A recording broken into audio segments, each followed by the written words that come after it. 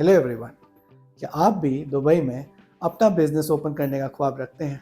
अगर ऐसा है तो we have come to the right place. आज हम आए हैं बिजनेस प्रोटेक्ट मैनेजमेंट कंसल्टेंसी के founder and owner Umer Khan से मिलने। उनसे बातें करेंगे और जानेंगे कि दुबई में बिजनेस ओपन करना, कंपनी सेटअप करना और बैंकिंग सेटअप अकाउंट करना कितना टफ है या ईजी है।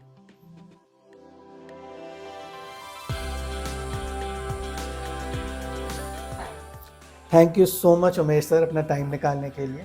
Thank you so much. और मेरा सबसे पहला क्वेश्चन जो सबसे कॉमन रहता है, हर किसी के दिमाग में आता है कि ईजीएस्ट तरीका क्या है दुबई में कंपनी सेटअप करने का। एक तो मेन चीज़ के क्लाइंट की जो एक्टिविटी है वो क्या है, दूसरा ये कि उसका बजट क्या है।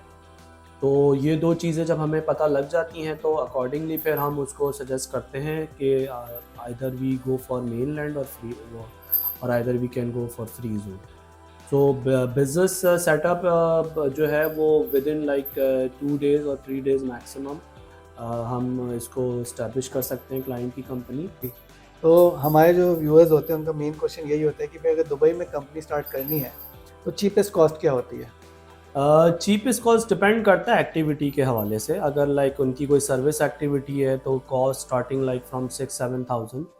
और अगर कोई ट्रेडिंग एक्टिविटी है तो वो फिर 10-12 हज़ार से स्टार्ट होती है।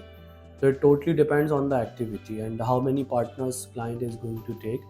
तो आप हमें बता दीजिए बड़े सिंपल अल्फाज में कि फ्री जोन और मेनलैंड कंपनी में क्या फ़र्क होता है। Free zone, it's like a designated place in some of the places designated by the authorities.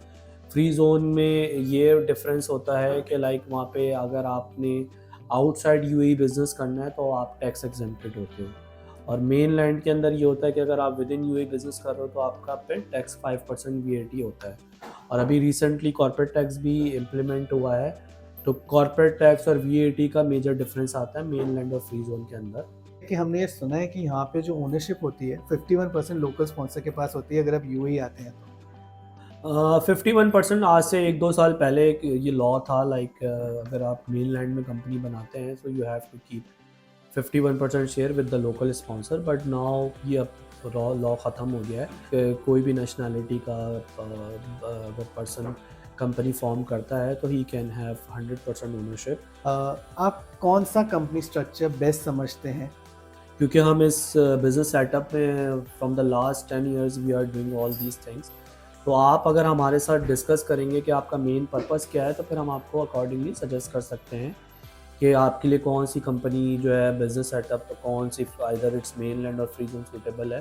Sir आपने जितनी भी बातें बोली बहुत ही ज़्यादा इन्फॉर्मेटिव थी।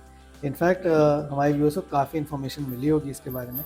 Thank you so much for your time और हमें इतनी सारी बातें से इन्फॉर्म करने के लिए। थैंक यू सो मच भाई। हमें तो बहुत मज़ा आया उमेर खान सर से मिलके। उन्होंने हमारे बहुत सारे क्वेश्चंस के आंसर दिए।